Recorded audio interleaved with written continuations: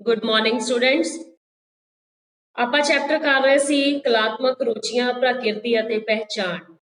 Page number 90 ਦੇ ਉੱਪਰ gardener ਦੇ ਦੁਆਰਾ ਦਿੱਤੇ ਗਏ ਬਹੁ ਬੁੱਧੀ ਸਿਧਾਂਤਾਂ ਦੇ ਵਿੱਚ ਅਸੀਂ ਸਭ ਤੋਂ ਪਹਿਲਾਂ ਭਾਸ਼ਾਗਤ ਬੁੱਧੀ ਨੂੰ ਪੜ੍ਹਿਆ, ਫਿਰ ਤਾਰਕਿਕ ਗਣਿਤਿਕ ਬੁੱਧੀ ਨੂੰ, ਉਸ ਤੋਂ ਬਾਅਦ ਦ੍ਰਿਸ਼ਟੀਗਤ ਸਪੇਸਗਤ ਬੁੱਧੀ, ਸੰਗੀਤਕ ਰੁਚੀ, ਸਰੀਰਗਤ ਬੁੱਧੀ, ਇਹ ਪੰਜ ਜਿਹੜੇ ਸੀ ਅਸੀਂ ਪੜ੍ਹ ਚੁੱਕੇ ਸੀ। ਉਸ ਤੋਂ ਬਾਅਦ 6 ਨੰਬਰ ਤੇ ਹੈ ਸਾਡੇ ਕੋਲ ਤਾਲਮੇਲ ਬੁੱਧੀ।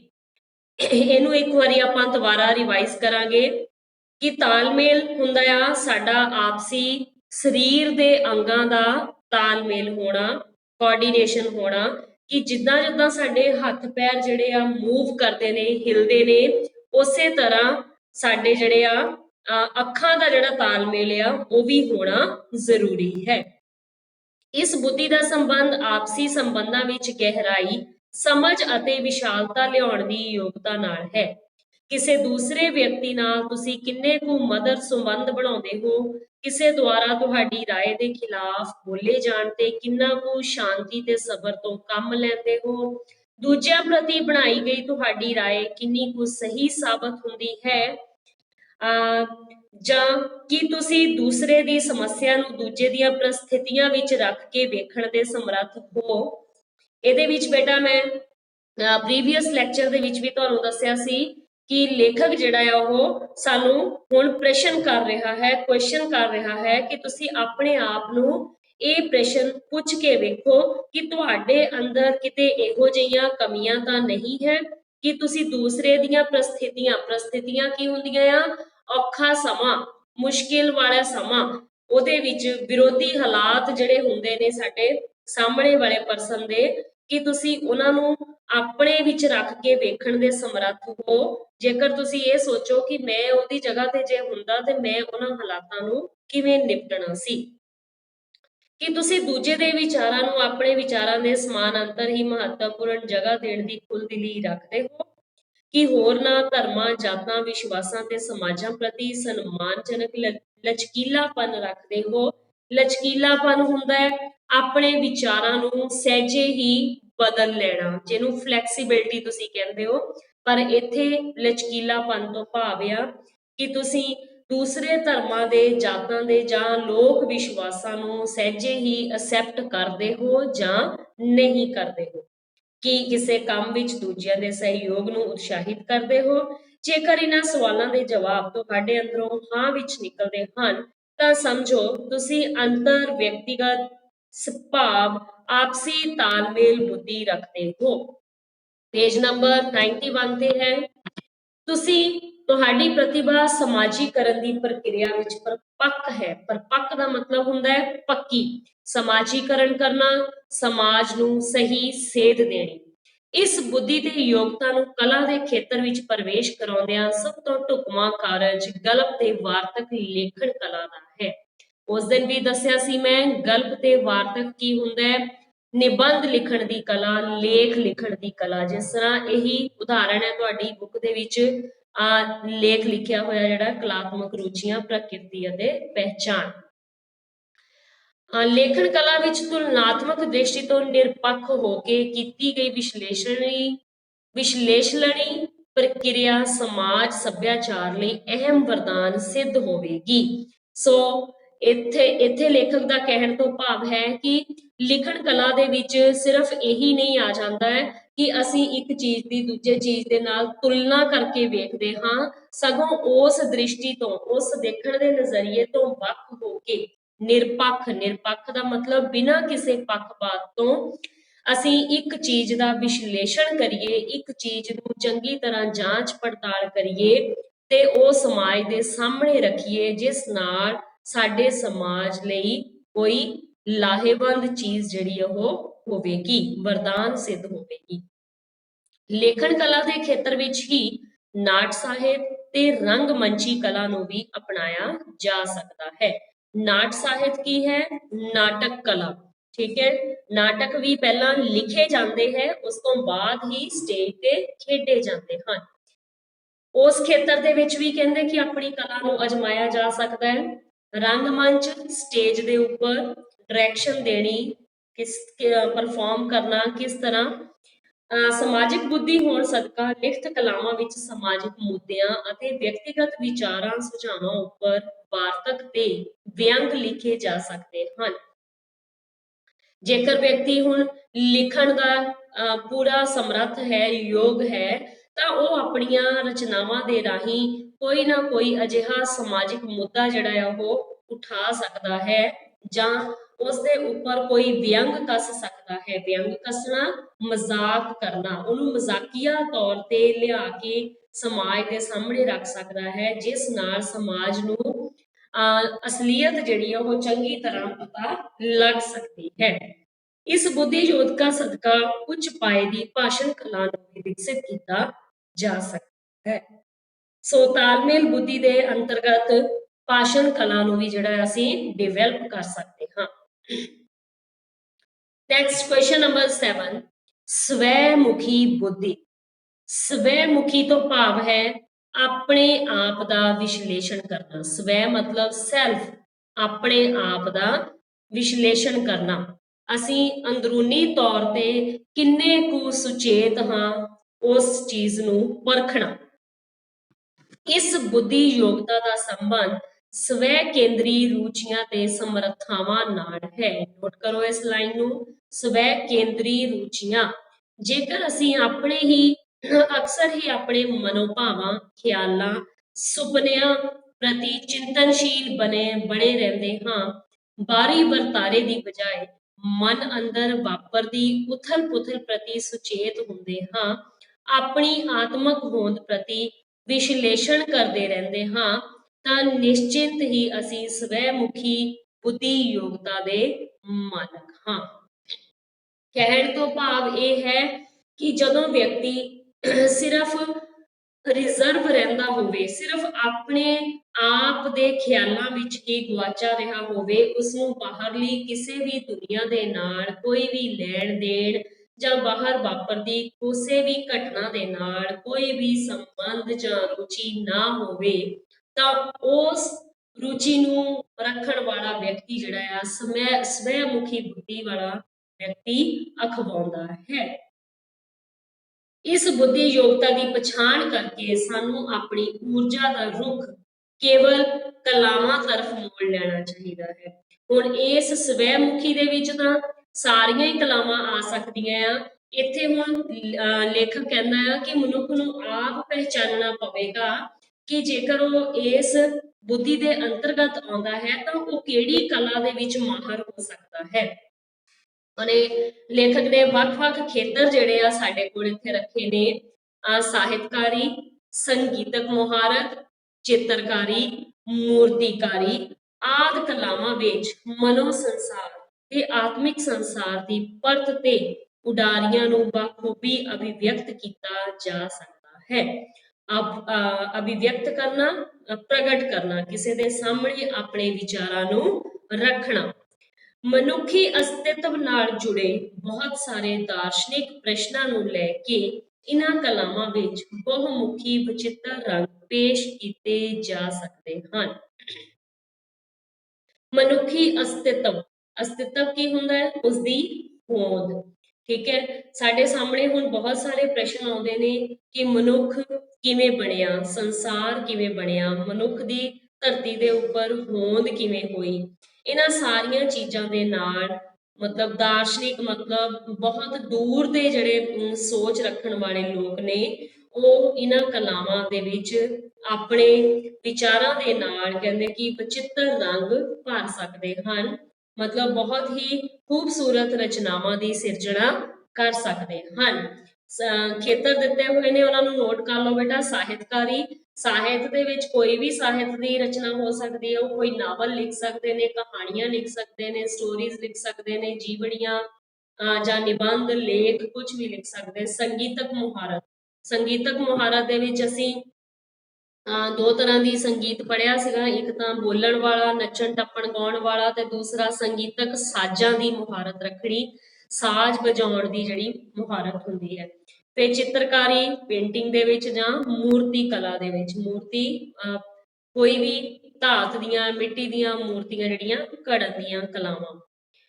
ਨੰਬਰ 8 ਪ੍ਰਕਿਰਤੀਗਤ ਬੁੱਧੀ। ਪ੍ਰਕਿਰਤੀਗਤ ਨੈਚੁਰਲ ਕਿ ਕੁਦਰਤ ਦੇ ਨਾਲ ਅਸੀਂ ਕਿੰਨਾ ਕੁ ਅਟੈਚਡ ਹੈਗੇ ਆ। ਇਸ ਬੁੱਧੀ ਯੋਗਤਾ ਦਾ ਸੰਬੰਧ ਵਿਅਕਤੀ ਦੀ ਕੁਦਰਤੀ ਵਰਤਾਰਿਆਂ ਵਿਚਲੀ ਦਿਲਚਸਪੀ ਅਤੇ ਸਮਝ ਸਮਰੱਥਾ ਨਾਲ ਹੈ। ਪਹਿਲੀ ਲਾਈਨ ਦੇ ਵਿੱਚ ਹੀ ਲੇਖਕ ਜਿਹੜਾ ਆ ਉਹ ਅਰਥ ਕਲੀਅਰ ਕਰ ਦਿੰਦਾ ਆ ਕਿ ਕੁਦਰਤ ਦੇ ਵਿੱਚ ਵਾਪਰ ਰਹੀਆਂ ਜੋ ਵੀ ਚੀਜ਼ਾਂ ਨੇ, ਵਰਤਾਰਾ ਜੋ ਵੀ ਆਲੇ ਦੁਆਲੇ ਕੁਝ ਵਾਪਰ ਰਿਹਾ ਹੈ, ਉਹਨਾਂ ਦੇ ਵਿੱਚ ਉਹਦੀ ਕਿੰਨੀ ਕੁ ਰੁਚੀ ਹੈ, ਉਹਨਾਂ ਨੂੰ ਜਾਣਨ ਲਈ, ਉਹਨਾਂ ਨੂੰ ਘੋਖਣ ਲਈ, ਉਹਨਾਂ ਨੂੰ ਸਮਝਣ ਲਈ।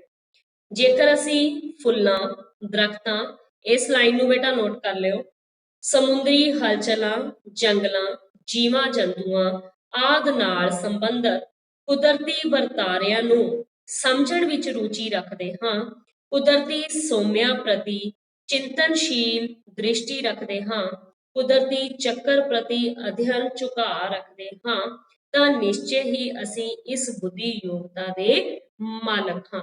ਸੋ ਕੁਦਰਤ ਦੇ ਨਾਲ ਸੰਬੰਧਿਤ ਜਿੰਨੀਆਂ ਵੀ ਚੀਜ਼ਾਂ ਨੇ, ਉਹਨਾਂ ਦੇ ਪ੍ਰਤੀ ਜੇਕਰ ਅਸੀਂ ਕੁਝ ਜਾਣਨ ਦੀ ਇੱਛਾ ਰੱਖਦੇ ਹਾਂ ਤਾਂ ਅਸੀਂ ਪ੍ਰਕਿਰਤੀਗਤ ਬੁੱਧੀ ਦੇ ਮਾਲਕ ਹੋ ਸਕਦੇ ਹਾਂ।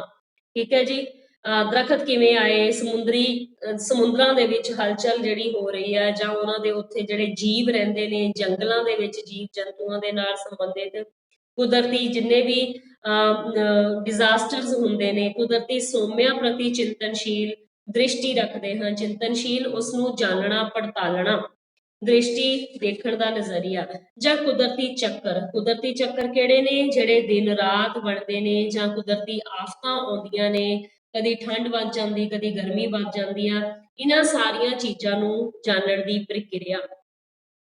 ਇਸ ਬੁੱਧੀ ਯੋਗਤਾ ਦੇ ਮਾਲਕ ਹੋਣ ਦੇ ਨਾਤੇ ਸਾਨੂੰ ਬਾਗ ਬਗੀਚੀ ਤਿਆਰ ਕਰਨ ਵਿੱਚ ਅਤੇ ਐਡਵੈਂਚਰ ਨਾਲ ਸੰਬੰਧਿਤ ਕਲਾ ਕਾਰਜਾਂ ਵੱਲ ਆਪਣੀ ਊਰਜਾ ਮੋੜਨੀ ਚਾਹੀਦੀ ਹੈ। ਠੀਕ ਹੈ ਜੀ, ਨੋਟ ਕਰ ਲਓ ਇਹਨੂੰ। ਪ੍ਰਕਿਰਤੀਗਤ ਦੇ ਨਾਲ ਜੇਕਰ ਅਸੀਂ ਸੰਬੰਧ ਰੱਖਦੇ ਹਾਂ, ਪ੍ਰਕਿਰਤੀ ਮਤਲਬ ਕੁਦਰਤ, ਨੇਚਰ ਦੇ ਨਾਲ, ਤਾਂ ਇਹ ਨੈਚੁਰਲ ਆ ਕਿ ਅਸੀਂ ਉਦੋਂ ਆਪਣੇ ਆਲੇ ਦੁਆਲੇ ਨੂੰ ਫਿਰ ਹਰਿਆ ਭਰਿਆ ਬਣਾਉਣ ਦੀ ਸੋਚਾਂਗੇ ਤੇ ਬਾਗ ਬਗੀਚਿਆਂ ਵੱਲ ਸਾਡਾ ਰੁਝਾਨ ਹੋਵੇਗਾ। ਨਾਲ ਹੀ ਐਡਵੈਂਚਰ ਮਤਲਬ ਕੁਝ ਹੈਰਾਨੀਜਨਕ ਤੱਥ ਜਿਹੜੇ ਆ ਲੋਕਾਂ ਦੇ ਸਾਹਮਣੇ ਲਿਆਉਣੇ, ਉਹਨਾਂ ਦੇ ਉੱਪਰ ਕੋਈ ਕਾਰਜ ਕਰ ਸਕਦੇ ਹਾਂ।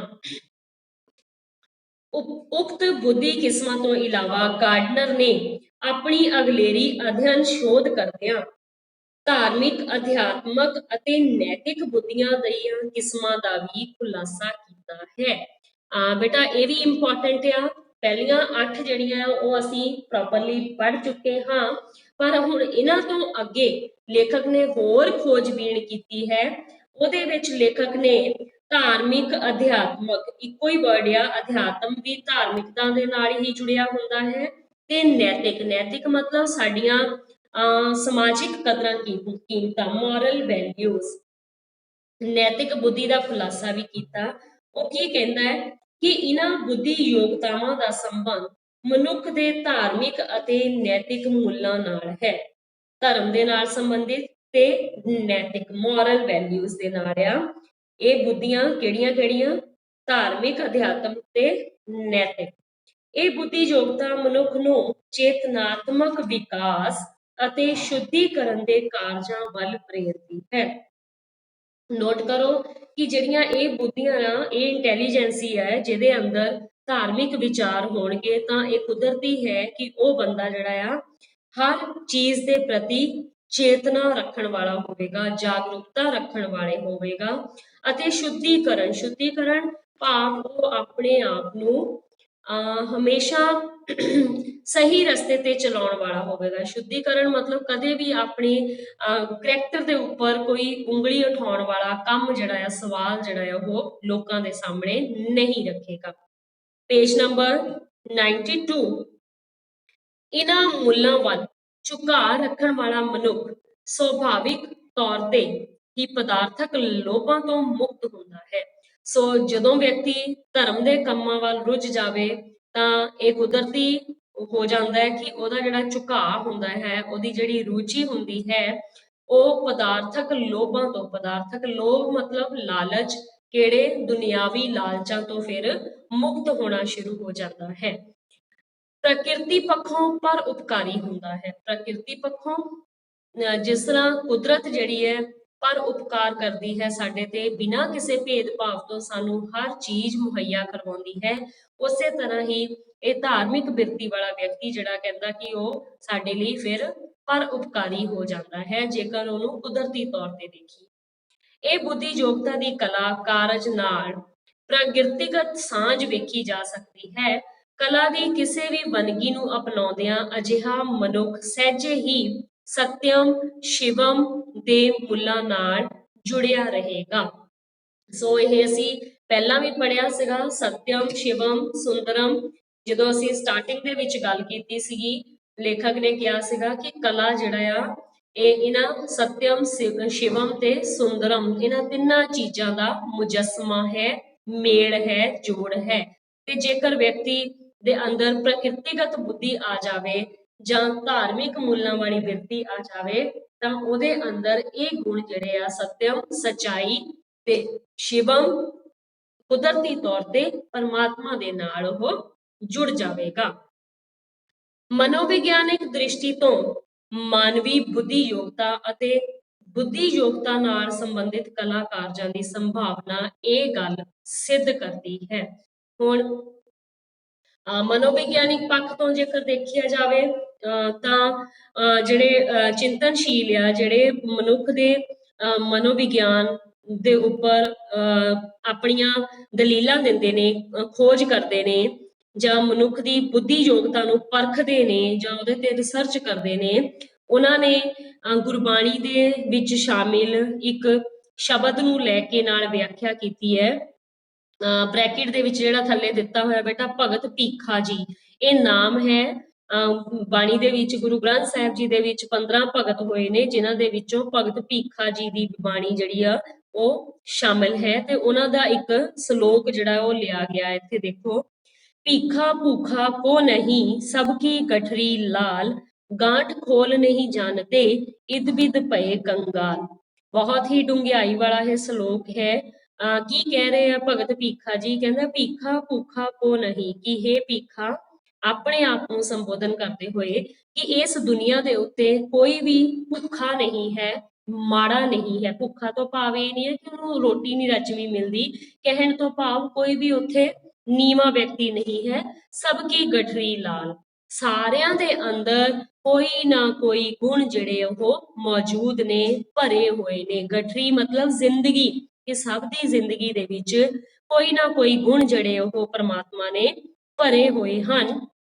ਗਾਂਠ ਖੋਲ ਨਹੀਂ ਜਾਣਦੇ, ਸਾਨੂੰ ਉਸ ਗਠੜੀ ਦੀ ਗੱਠ ਜਿਹੜੀ ਹੈ ਉਹ ਖੋਲਣੀ ਨਹੀਂ ਆਉਂਦੀ। ਗਾਂਠ ਤੋਂ ਭਾਵ ਹੈ ਨੌਟ। ਜਿਸ ਤਰ੍ਹਾਂ ਅਸੀਂ ਕੱਪੜੇ ਦੇ ਵਿੱਚ ਕਿਸੇ ਵੱਡੀ ਚਾਦਰ ਦੇ ਵਿੱਚ ਜਦੋਂ ਆਪਾਂ ਕੱਪੜੇ ਪਾ ਕੇ ਕੋਈ ਚੀਜ਼ ਪਾ ਕੇ ਤੇ ਉੱਪਰੋਂ ਉਹਦੀ ਨੌਟ ਬੰਦ ਕਰ ਦਿੰਦੇ ਆ ਵੀ ਬਾਹਰ ਨਾ ਡਿੱਗੇ ਉਹ ਚੀਜ਼, ਗੱਠ ਲਗਾ ਦਿੰਦੇ ਆ। ਇਸੇ ਤਰ੍ਹਾਂ ਸਾਡੀ ਜ਼ਿੰਦਗੀ ਰੂਪੀ ਗੱਠ ਨੂੰ ਅਸੀਂ ਕਹਿੰਦੇ ਕਿ ਖੋਲਣਾ ਨਹੀਂ ਜਾਣਦੇ, ਇਦ ਬਿਦ ਭਏ ਕੰਗਾਲ।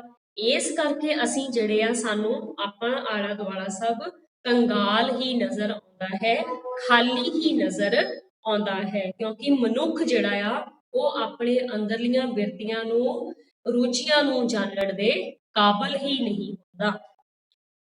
ਅੰਨੀ ਆਪੋ ਧਾਪੀ ਮਗਰ ਲੱਗ ਕੇ ਬੇਹੋਸ਼ੀ ਭਰੀ ਦੌੜ ਦੌੜਦਿਆਂ ਕਦੇ ਭੀੜ ਦੇ ਕਿਨਾਰੇ ਤੇ ਖੜੇ ਬੱਚੇ ਦੀ ਮੂਲ ਬਿਰਤੀ ਤੇ ਸਮਰੱਥਾ ਵੱਲ ਝਾਕੀਏ ਅਤੇ ਉਸ ਦਾ ਸਹੀ ਮੁਲਾਂਕਣ ਵੀ ਕਰੀਏ। ਪ੍ਰਕਿਰਤੀ ਵਿੱਚ ਬਹੁ ਰੰਗਾਂ ਦੇ ਫੁੱਲਾਂ ਬੂਟੇ ਆਪਣੀ ਸੁੰਦਰਤਾ ਤੇ ਖੁਸ਼ਬੂ ਬਣ ਰਹੇ ਹਨ। ਹਰੇਕ ਦਾ ਆਪਣਾ ਆਪਣਾ ਗੌਰਵ ਹੈ। ਗੌਰਵ ਕੀ ਹੁੰਦਾ ਹੈ? ਮਾਣ, ਇੱਜ਼ਤ। ਹਰ ਫੁੱਲ ਬੂਟੇ ਆਪਣੀ ਆਪਣੀ ਕਾਬਲੀਅਤ ਤੇ ਸੁਭਾਅ ਮੁਤਾਬਕ ਵੱਧਦਾ ਫੁੱਲਦਾ ਹੈ। ਜੇਕਰ ਇਹ ਇੱਕ ਦੂਜੇ ਦੀ ਨਕਲ ਕਰਕੇ ਜਾਂ ਦੂਜੇ ਤੋਂ ਪ੍ਰਭਾਵਿਤ ਹੋ ਕੇ ਦੂਜੇ ਵਰਗੇ ਬਣਨ ਦੀ ਦੌੜ ਵਿੱਚ ਪੈ ਜਾਣ ਤਾਂ ਪ੍ਰਕਿਰਤੀ ਦਾ ਸਾਰਾ ਗੌਰਵ ਨਸ਼ਟ ਹੋ ਜਾਵੇਗਾ। ਹੁਣ ਦੇਖੋ ਕਿੰਨੀ ਵਧੀਆ ਲੇਖਕ ਨੇ ਉਦਾਹਰਣ ਦਿੱਤੀ ਹੈ। ਉਹੀ ਗੱਲ ਹੈ ਜਿਹੜਾ ਆਪਾਂ ਉੱਪਰ ਸ਼ਲੋਕ ਪੜ੍ਹਿਆ ਕਿ ਹਰ ਵਿਅਕਤੀ ਦੇ ਅੰਦਰ ਕੋਈ ਨਾ ਕੋਈ ਗੁਣ ਜਿਹੜੇ ਉਹ ਮੌਜੂਦ ਹੁੰਦੇ ਹਨ। ਲੇਖਕ ਨੇ ਪ੍ਰਕਿਰਤੀ ਦੇ ਵਿੱਚੋਂ ਬੂਟਿਆਂ ਦੀ ਉਦਾਹਰਣ ਲੈ ਕੇ ਦਿੱਤੀ ਹੈ ਕਿ ਹਰ ਬੂਟਾ, ਹਰ ਫੁੱਲ ਬੂਟਾ ਜਿਹੜਾ ਹੈ ਉਹ ਆਪਣੀ ਹੋਂਦ ਰੱਖਦਾ ਹੈ, ਤੇ ਉਹਨਾਂ ਦੀ ਜਿਹੜੀ ਕਾਬਲੀਅਤ ਹੈ ਉਹ ਵੀ ਉਹਨਾਂ ਦੀ ਆਪਣੀ ਆਪਣੀ ਹੈ। ਉਹ ਤੇ ਆਪਣੀ ਕਾਬਲੀਅਤ ਦੇ ਅਨੁਸਾਰ, ਯੋਗਤਾ ਦੇ ਅਨੁਸਾਰ ਹੀ ਵੱਧਦਾ ਫੁੱਲਦਾ ਹੈ, ਸਾਨੂੰ ਮਹਿਕਾਂ ਵੰਡਦਾ ਹੈ। ਤੇ ਜੇਕਰ ਅਸੀਂ ਮਨੁੱਖ ਵੀ ਜਿਹੜੇ ਆ ਆਪਣੀ ਕਾਬਲੀਅਤ ਨੂੰ ਅੱਖੋਂ ਪਰੋਖੇ ਕਰਕੇ ਦੂਸਰੇ ਦੇ ਮਗਰ ਲੱਗ ਕੇ ਇਸ ਜ਼ਿੰਦਗੀ ਦੀ ਦੌੜ ਦੇ ਵਿੱਚੋਂ ਅੱਗੇ ਨਿਕਲਣਾ ਚਾਹੀਏ, ਤਾਂ ਉਹ ਆਪਣੇ ਆਪ ਨੂੰ ਨਸ਼ਟ ਕਰਨ ਦੇ ਵੱਲ ਲੈ ਜਾਵੇਗਾ। ਸਪੀਅਰਮੈਨ ਤੇ ਗਾਰਡਨਰ ਤੱਕ ਦੇ ਮਨੋਵਿਗਿਆਨਿਕਾਂ ਦੇ ਖੋਜ ਕੇਂਦਰ ਕਾਰਜ ਇਸ ਪੱਖ ਤੋਂ ਉਤਸ਼ਾਹੀ ਹਾਮੀ ਭਰਦੇ ਹਨ ਕਿ ਮਨੁੱਖ ਦੀ ਬੁੱਧੀ ਅਤੇ ਜਨਮਜਾਤ ਰੁਚੀਆਂ ਵਿੱਚ ਬੁਨਿਆਦੀ ਵਿਭਿੰਨਤਾਵਾਂ ਤੇ ਵਿਲੱਖਣਤਾਵਾਂ ਮੌਜੂਦ ਹੁੰਦੀਆਂ ਹਨ। ਇਹਨਾਂ ਸਮਰੱਥਾਵਾਂ ਤੇ ਯੋਗਤਾਵਾਂ ਨੂੰ ਸਮਾਨਾਂਤਰ ਤੌਰ ਤੇ ਸਵੀਕ੍ਰਿਤੀ ਦੇ ਕੇ ਗੌਰਵਤਾ ਪ੍ਰਦਾਨ ਕਰਨੀ ਚਾਹੀਦੀ ਹੈ। ਨੋਟ ਕਰੋ ਬੇਟਾ ਇਸ ਲਾਈਨ ਨੂੰ, ਸਪੀਅਰਮੈਨ ਤੇ ਗਾਰਡਨਰ ਤੱਕ ਦੇ ਮਨੋਵਿਗਿਆਨੀਆਂ ਨੇ ਇਸ ਖੋਜ ਦੀ ਹਾਮੀ ਭਰੀ ਹੈ। ਇਸ ਖੋਜ ਨੂੰ ਉਹਨਾਂ ਨੇ ਆਪਣਾ ਹਾਂ ਪੱਖੀ ਜਿਹੜਾ ਰਵੱਈਆ ਦਿੱਤਾ ਹੈ ਕਿ ਮਨੁੱਖ ਦੇ ਅੰਦਰ ਜਨਮ ਤੋਂ ਹੀ, ਆਪਾਂ ਪਹਿਲਾਂ ਵੀ ਪੜ੍ਹ ਚੁੱਕੇ ਹਾਂ ਕਿ ਜਨਮ ਤੋਂ ਹੀ ਉਹਦੇ ਅੰਦਰ ਕੋਈ ਨਾ ਕੋਈ ਰੁਚੀਆਂ ਹੁੰਦੀਆਂ ਹਨ, ਤੇ ਨਾਲ ਹੀ ਉਸਦੇ ਅੰਦਰ ਵਿਭਿੰਨਤਾਵਾਂ, ਸਾਨੂੰ ਵਿਲੱਖਣਤਾ, ਹਰ ਮਨੁੱਖ ਦੇ ਅੰਦਰ ਕੋਈ ਨਾ ਕੋਈ ਅਲੱਗ ਵਿਲੱਖਣਤਾ ਜਿਹੜੀ ਉਹ ਮੌਜੂਦ ਹੁੰਦੀ ਹੈ ਜਨਮ ਤੋਂ ਹੀ। ਤੇ ਇਹਨਾਂ ਯੋਗਤਾਵਾਂ ਦੇ ਨਾਲ ਹੀ ਉਹ ਆਪਣੀ ਸਵੀਕ੍ਰਿਤੀ ਆਪਣੀ ਸ਼ਖਸੀਅਤ, ਆਪਣੀ ਤਸਵੀਰ ਨੂੰ ਜਿਹੜੀ ਹੈ ਉਹ ਗੌਰਵਤਾ ਪ੍ਰਦਾਨ ਕਰ ਸਕਦਾ ਹੈ, ਆਪਣੀਆਂ ਇਹਨਾਂ ਯੋਗਤਾਵਾਂ ਨੂੰ ਦੁਨੀਆ ਦੇ ਸਾਹਮਣੇ ਰੱਖ ਕੇ। ਵਿਕਾਸ ਕੇਵਲ ਤੇ ਕੇਵਲ ਕਲਾ ਜਰੀਏ ਹੀ ਹੋ ਸਕਦਾ ਹੈ। ਮਨੁੱਖ ਦਾ ਵਿਕਾਸ ਜਿਹੜਾ ਆ, ਲੇਖਕ ਕੀ ਕਹਿ ਰਿਹਾ ਹੈ ਕਿ ਇਹ ਸਿਰਫ ਸਾਡੀ ਅੰਦਰੂਨੀ ਕਲਾ ਦੇ ਨਾਲ ਹੀ ਸਹੀ ਸਾਬਤ ਹੋ ਸਕਦਾ ਹੈ। ਕੋਈ ਵੀ ਕਲਾਤਮਕ ਕਾਰਜ ਦੀ ਚੋਣ ਕਰੀਏ ਤੇ ਫਿਰ ਉਸ ਕਲਾ ਕਾਰਜ ਨਾਲ ਜੁੜਦਿਆਂ ਆਪਣੀਆਂ ਸਾਰੀਆਂ ਮਖੌਟਾਨੁਮਾ ਪਹਿਚਾਣਾਂ ਨੂੰ ਭੁਲਾ ਦਈਏ। ਮਖੌਟਾਨੁਮਾ ਬਣਾਉਟੀ ਚਿਹਰੇ ਜਿਹੜੇ, ਕਹਿੰਦੇ ਕਿ ਅਸੀਂ ਅੰਦਰੋਂ ਤਾਂ ਕੁਝ ਹੋਰ ਹਾਂ, ਬਾਹਰੋਂ ਕੁਝ ਹੋਰ ਹਾਂ, ਜਿਸ ਦੇ ਨਾਲ ਸਾਨੂੰ ਮਨੁੱਖ ਦੀ ਪਹਿਚਾਣ ਕਰਨੀ ਵੀ ਔਖੀ ਹੋ ਜਾਂਦੀ ਹੈ। ਜੇਕਰ ਅਸੀਂ ਕਹਿੰਦੇ ਅਸੀਂ ਇਹ ਦੋਹਰੀ ਸ਼ਖਸੀਅਤ ਵਾਲਾ ਮਖੌਟਾ ਜਿਹੜਾ ਆ ਆਪਣੇ ਉੱਪਰੋਂ ਉਤਾਰ ਕੇ ਤੇ ਅਸਲੀ ਕਲਾ ਦੇ ਨਾਲ ਜੁੜੀਏ, ਤਾਂ ਉਸ ਦੇ ਨਾਲ ਅਸੀਂ ਕੋਈ ਸਮਾਜ ਦੇ ਕਾਰਜ ਦੇ ਵਿੱਚ ਆਪਣੀ ਚੰਗਾ ਜਿਹੜਾ ਯੋਗਦਾਨ ਹੈ ਉਹ ਪਾ ਸਕਦੇ ਹਾਂ। ਆਪਣੇ ਪਦਾਰਥਕ ਲੋਭਾਂ ਤੇ ਭਵਿੱਖੀ ਚਿੰਤਾਵਾਂ ਨੂੰ ਕੁਝ ਸਮੇਂ ਲਈ ਅਲਵਿਦਾ ਆਖ ਕੇ ਆਪਣੀ ਕਲਾਤਮਕ ਪ੍ਰਤਿਭਾ ਨੂੰ ਮੌਲਣ ਦਾ ਅਵਸਰ ਦੇਈਏ। ਕਲਾਤਮਿਕ ਕਲਾ ਨੂੰ ਮੌਲਣਾ ਮਤਲਬ ਹੁੰਦਾ ਹੈ ਪ੍ਰਫੁੱਲਿਤ ਕਰਨਾ, ਖੁੱਲਣ ਦਾ। ਕਹਿੰਦਾ ਕਿ ਆਪਣੇ ਜਿਹੜੇ ਪਦਾਰਥਕ ਲੋਭ ਨੇ, ਲਾਲਚ ਨੇ, ਜਿੰਨੀਆਂ ਵੀ ਸਾਨੂੰ ਆਲੇ ਦੁਆਲੇ ਦੇ ਵਿੱਚ ਸੁੱਖ ਸਹੂਲਤਾਂ ਨੇ, ਉਹਨਾਂ ਦੀ ਥੋੜੀ ਦੇਰ ਲਈ ਅਸੀਂ ਚਿੰਤਾ ਨਾ ਰੱਖ ਕੇ ਸਗੋਂ ਆਪਣੀ ਕਲਾ ਨੂੰ, ਪ੍ਰਤਿਭਾ ਨੂੰ ਨਿਖਾਰਨ ਦਾ ਅਵਸਰ ਦਈਏ, ਮੌਕਾ ਦਈਏ, ਜਿਸ ਨਾਲ ਛੋਟੇ ਜਿਹੇ ਸਿਰਜਕ ਹੀ ਸਹੀ, ਪਰ ਜੋ ਇਸ ਕਾਰਜ ਵਿੱਚੋਂ ਆਨੰਦ ਆਵੇਗਾ ਉਸ ਦਾ ਸਵਾਦ ਮਹਾਸਿਰਜਕ ਦੇ ਵਿਗਾਸੀ ਖੇੜੇ ਜਿਹੇ ਹੀ ਹੋਵੇਗਾ। ਤੇ ਫਿਰ ਕਹਿੰਦੇ ਕਿ ਅਸੀਂ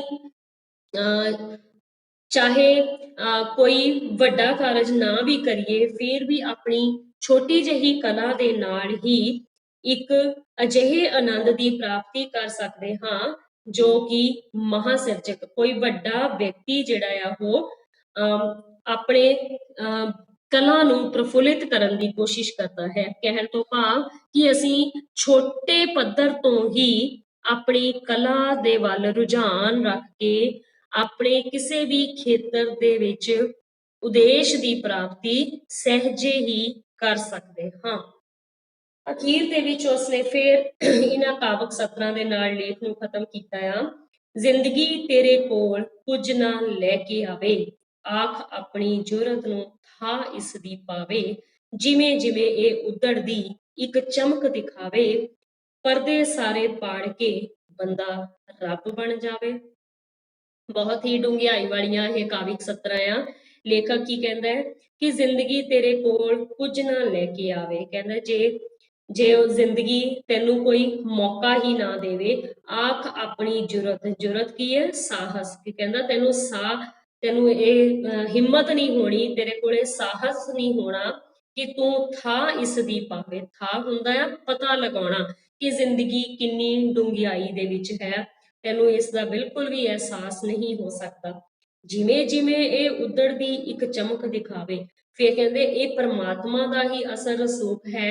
ਜਿਉਂ-ਜਿਉਂ ਤੂੰ ਆਪਣੀ ਬਚਪਨ ਤੋਂ ਬਾਅਦ ਜਵਾਨੀ ਵੱਲ, ਬੁਢਾਪੇ ਵੱਲ, ਜ਼ਿੰਦਗੀ ਦੇ ਪੜਾਵਾਂ ਵੱਲ ਵੱਧਦਾ ਜਾਂਦਾ ਹੈ, ਤਾਂ ਇਹ ਆਪਣਾ ਰੰਗ ਜਿਹੜਾ ਆ ਉਹ ਦਿਖਾਉਣਾ ਸ਼ੁਰੂ ਕਰ ਦਿੰਦੀ ਹੈ।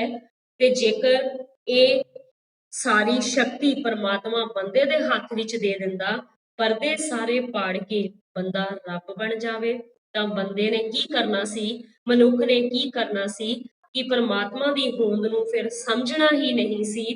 ਪਰਮਾਤਮਾ ਨੇ ਬਹੁਤ ਸਾਰੇ ਭੇਦ ਜਿਹੜੇ ਆ ਉਹ ਮਨੁੱਖ ਦੇ ਅੰਦਰ ਲੁਕਾ ਕੇ ਰੱਖੇ ਹਨ, ਤੇ ਹੌਲੀ-ਹੌਲੀ ਫਿਰ ਉਹ ਇਹਨਾਂ ਭੇਦਾਂ ਤੋਂ ਮਨੁੱਖ ਨੂੰ ਆਪਣੀ ਕੁਦਰਤੀ ਸ਼ਕਤੀ ਦੇ ਨਾਲ ਜਾਣੂ ਕਰਾਉਂਦਾ ਹੈ। ਤੇ ਜੇਕਰ ਇਹ ਭੇਦ ਜਿਹੜੇ ਆ, ਇਹ ਸ਼ਕਤੀਆਂ ਜਿਹੜੀਆਂ ਮਨੁੱਖ ਦੇ ਹੱਥ ਵਿੱਚ ਆ ਜਾਂਦੀਆਂ, ਤਾਂ ਉਹ ਇਸ ਸਾਰੇ ਪਰਦਿਆਂ ਨੂੰ ਪਾੜ ਕੇ, ਭਾਵ ਇਹਨਾਂ ਸਾਰੇ ਰਹੱਸਾਂ ਤੋਂ ਅੱਗੇ ਨਿਕਲ ਕੇ ਫਿਰ ਉਸਨੇ ਰੱਬ ਦੀ ਜਿਹੜੀ ਆ ਥਾਂ ਆ ਉਹ ਲੈ ਲੈਣੀ ਸੀ। ਪਰ ਪਰਮਾਤਮਾ ਨੇ ਅਜਿਹੇ ਕਾਰਜ ਨੂੰ ਆਪਣੇ ਕੋਲ ਹੀ ਰੱਖਿਆ ਹੈ। ਸੋ ਉਪਰੋਕਤ ਸਾਰੇ ਵਿਚਾਰ ਚਰਚਾ ਤੋਂ ਬੇਟਾ ਅਸੀਂ ਇਸ ਨਤੀਜੇ ਤੇ ਪਹੁੰਚ ਸਕਦੇ ਹਾਂ ਕਿ ਲੇਖਕ ਨੇ ਇਸ ਲੇਖ ਦੇ ਰਾਹੀਂ ਸਾਨੂੰ ਇਹ ਸਮਝਾਉਣ ਦੀ ਕੋਸ਼ਿਸ਼ ਕੀਤੀ ਹੈ ਕਿ ਮਨੁੱਖ ਦੇ ਅੰਦਰ ਬਚਪਨ ਤੋਂ ਹੀ ਉਸ ਦੇ ਜਿਹੜੀਆਂ ਰੁਚੀਆਂ ਹੁੰਦੀਆਂ ਨੇ, ਉਹਨਾਂ ਨੂੰ ਅਸੀਂ ਜੇਕਰ ਪਹਿਚਾਣ ਲਈਏ, ਸਮਝ ਲਈਏ, ਤਾਂ ਉਸ ਦੀ ਸਮਰੱਥਾ ਦੇ ਅਨੁਸਾਰ ਉਸ ਦਾ ਕਾਰਜ ਖੇਤਰ ਜਿਹੜਾ ਆ ਉਹ ਨਿਰਧਾਰਿਤ ਕੀਤਾ ਜਾ ਸਕਦਾ ਹੈ।